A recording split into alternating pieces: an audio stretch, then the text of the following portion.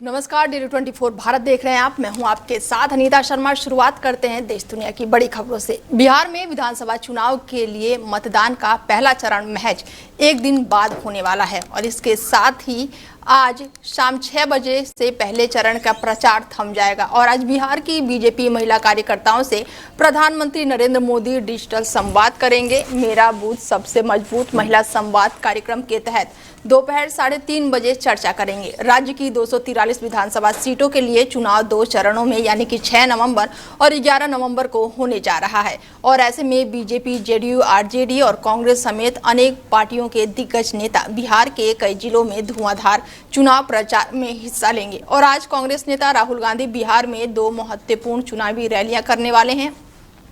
वो पूर्णिया और साथ ही बहादुरगंज में जनसभा को संबोधित करेंगे, जहां पर महागठबंधन के उम्मीदवारों के समर्थन में माहौल बनाने की कोशिश की जाएगी। बता दें कि बिहार विधानसभा चुनाव को लेकर सरगर्मियां चरम पर है और ऐसे में 6 नवंबर और 11 नवंबर को चुनाव होने वाला है और 6 नवंबर को पहले चरण की वोटिंग होगी, जिसको देखते हुए आज शाम तक चुनाव प्रचार पूरी तरह से थम जाएंगे। इसके साथ ही आज कई दिग्गजों की बिहार में धुआंधार रैली है। इसके साथ ही प्रधानमंत्री नरेंद्र मोदी आज डिजिटल के माध्यम से महिलाओं से संवाद करेंगे, तो वहीं पूर्णिया में राहुल गांधी लोगों से बातचीत करेंगे। इसके साथ ही 6 नवंबर को 18 जिलों में वोटिंग होगी और महिलाओं से संवाद करेंगे सीधे तौर पर प्रधानमंत्री नरेंद्र मोदी। बिहार में विधानसभा चुनाव को देखते हुए लगातार नेताओं के चुनाव प्रचार अभियान अब तेज हो गए हैं और इसके साथ ही 6 नवंबर को शाम 6 बजे से प्रचार। और इस खबर पर आशीष सिन्हा बीजेपी प्रवक्ता हमसे जुड़ चुके हैं और जानते हैं कि बिहार में विधानसभा चुनाव होने वाले हैं और इसको लेकर तबातोड़ रैलियां देखने को मिल रही हैं। तो वहीं प्रधानमंत्री नरेंद्र मोदी आज डिजिटल के माध्यम से महिलाओं से संवाद करेंगे। जी सर, बहुत बहुत स्वागत है आपका हमारे चैनल में। जी अनिता, नमस्ते, धन्यवाद। तो सर, आज प्रधानमंत्री नरेंद्र मोदी डिजिटल के माध्यम से महिलाओं से संवाद करने वाले हैं, क्या कुछ अपडेट है? नरेंद्र मोदी इस देश के सर्वमान्य हीरो हैं और इस देश के ही नहीं पूरे विश्व के बिहार के लोग नरेंद्र मोदी पे बहुत एक तरह से फैन फॉलोइंग है बिहार के लोग।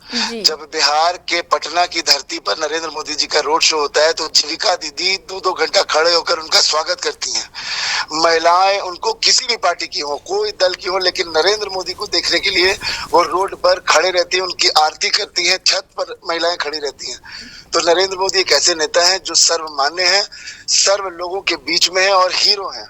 तो हीरो को सब लोग पसंद करता है। इस देश का हीरो हम लोग सबके लिए सर्वमान्य है। उनकी रैलियां जो डिजिटल माध्यम से हो रही हैं, डिजिटल का पूरे देश में डिजिटलाइजेशन माननीय नरेंद्र मोदी जी की वजह से आया, उसका उपयोग इस चुनाव में हम लोग कर रहे हैं। इस बात के हमें गर्व भी है और पूरी दुनिया अभी अनीता जी बिहार में इस चुनाव को देखने के लिए जापान, अमेरिका, स्विट्जरलैंड, फिनलैंड ऐसे देशों के लोग आए हैं जो बिहार के चुनाव को देखना चाहते हैं, बिहार के लोग को देखना चाहते हैं। और वो सारा चीज अगर पूरा हुआ है तो उसका मूल कारण है डिजिटल। बिल्कुल, 6 नवंबर को यानी कि अब शाम 6 बजे के बाद से प्रचार प्रसार थम जाएगा, तो कितनी तैयारी है एनडीए की?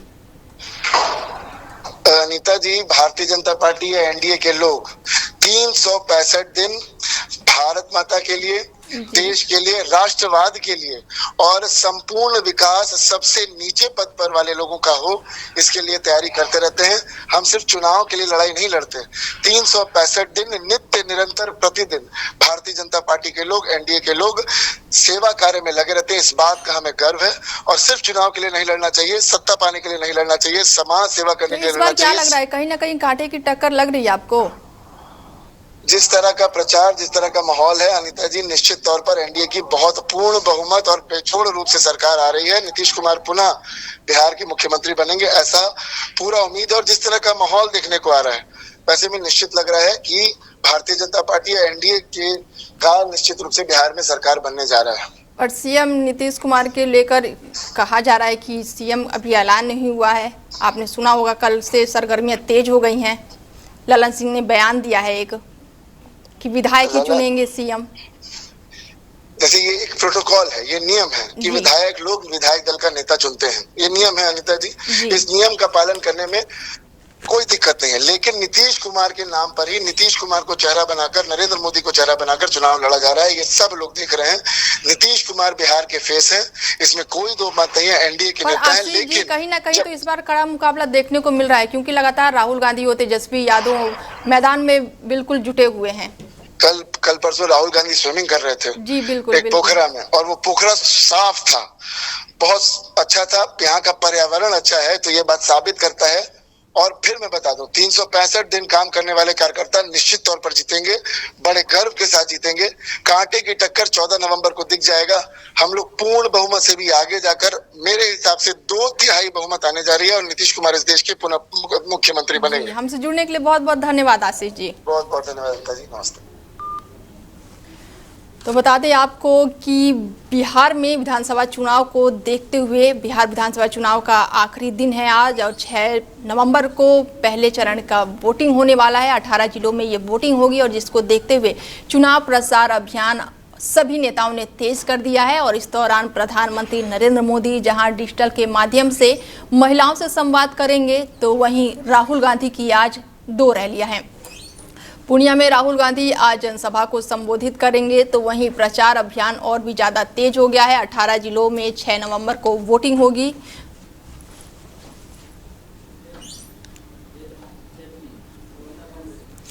और इस खबर पर विवेक सेठी जी, कांग्रेस के प्रवक्ता, हमसे जुड़ चुके हैं।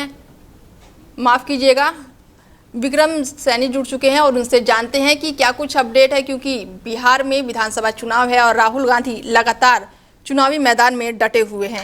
जी सर, बहुत बहुत स्वागत है आपका हमारे चैनल में। जी, इस समय मेरा नाम विक्रम सेठी है जी। और इस समय जो बिहार का सबसे बड़ा मुद्दा है वो ये है कि बिहार में जंगल राज कायम है। अगर जेडीयू कहती है कि आरजेडी कांग्रेस ने जंगल राज किया था, तो वो भी किसी से कम नहीं है। इस 20 साल के अंदर भी पूरा जंगल राज बिहार के अंदर कायम रहा है। और सबसे बड़ा मुद्दा जो वहां पे चल रहा है वो ये है कि वहां पे नौकरियां नहीं है। अगर वहां नौकरियां होती तो बिहार का आदमी यहाँ पे मुंबई, दिल्ली और नोएडा में पलायन नहीं करता।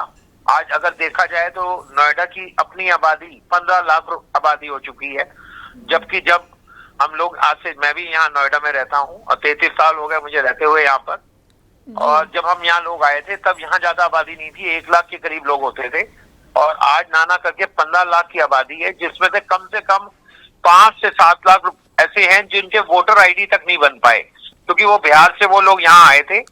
यहाँ आने के बाद वो अलग अलग सोसाइटियों में रहते हैं हमारे नोएडा के अंदर, मगर उनके वोटर आईडी नहीं बने हुए।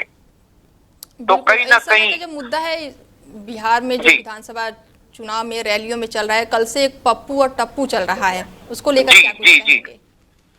इसको लेकर मैं ये कहना चाहूंगा कि योगी जी को इस तरीके की भाषा का उपयोग नहीं करना चाहिए था, क्योंकि ये जब वो कोई ऐसी तरीके की भाषा का उपयोग करते हैं तो सामने भी जो दूसरी पार्टी के लोग हैं वो भी बढ़ चढ़ के उसके ऊपर कोई और गलत बात बोलते हैं। बिल्कुल। तो ये मुद्दा नहीं होना है। मुद्दा ये होना चाहिए कि आप अगर सरकार बनाते हैं दोबारा, तो आप बिहार में क्या क्या चीज नई शुरू करोगे? क्या आप फैक्ट्रियां लगाओ? क्योंकि आप 20 साल से हो। अब जेडीयू को देखिए, अब जेडीयू ने कभी आरजेडी के साथ सरकार बनाई है, कभी उन्होंने बीजेपी के साथ मिलकर सरकार बनाई है। तो कहीं ना कहीं 20 साल से तो नीतीश कुमार जी गद्दी में बैठे हैं, आज तक वहां पर ऐसा क्यों नहीं है? ना वहां पे कोई प्रशासन काम करता है, ना कोई शासन काम करता है। जिस मर्जी को उठा लीजिए, जिस मर्जी की फरौती ले लीजिए, पूरा जंगल राज है बिहार के अंदर। बिहार का जंगल राज खत्म क्यों नहीं हो रहा? बीजेपी बार बार कह रही है कि हम जेडीयू के साथ मिलकर जंगल राज खत्म करेंगे। हाल ही में राहुल गांधी तालाब में उतरे थे, उसको लेकर क्या कुछ कहना है? क्या ये चुनावी एजेंडा था, तालाब में उतरना, मछलियां पकड़ना? देखिए, तालाब में उतरना ये कोई चुनावी वो नहीं था, मगर क्या होता है कि जब कोई व्यक्ति प्रचार के अंदर निकला हुआ होता है तो कहीं ना कहीं उसको अपनों की भी याद आती है कि आज अगर वो प्रचार में बोट में बैठ के प्रचार में उतरे हैं और मछली पालने, मछली पकड़ नदी में से लेने वाले लोग अगर उनके बीच में जाकर उन्होंने छलांग लगा भी दी, पानी में उनके साथ थोड़ी देर नहा भी लिए और तैराकी भी कर ली, तो इसमें कोई चुनावी मुद्दा नहीं है। ये आप ये देखिए कि कहीं ना कहीं बीजेपी वाले भी इस तरीके के काम करते हैं, ऐसा नहीं है। अभी मुद्दा बना रही है ना, रवि किशन जी ने कहा है कि जितनी मछलियां राहुल गांधी ने पकड़ी है उतनी ही वोटें मिलेंगी। आप ये देखिए, मनोज तिवारी जी ने अभी रिसेंटली वो एक जगह से निकले जब वहां पे आरजेडी के नारे लगाए गए, उसके बाद उन्होंने ट्वीट करके बकायदा न्यूज चैनल्स में आया कि उन्होंने कहा कि मेरे ऊपर पथराव हुआ, मेरे ऊपर ये हुआ वो हुआ। तो ऐसा कुछ भी नहीं हुआ।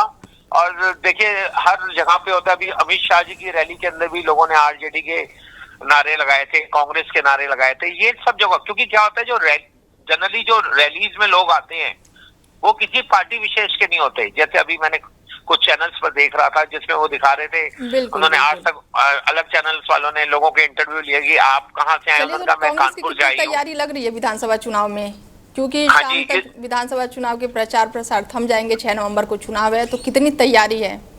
सर, इस समय पूरी तैयारी है और आरजेडी कांग्रेस पहले से मजबूत स्थिति में नजर आ रही है। जी, धन्यवाद सर। धन्यवाद जी।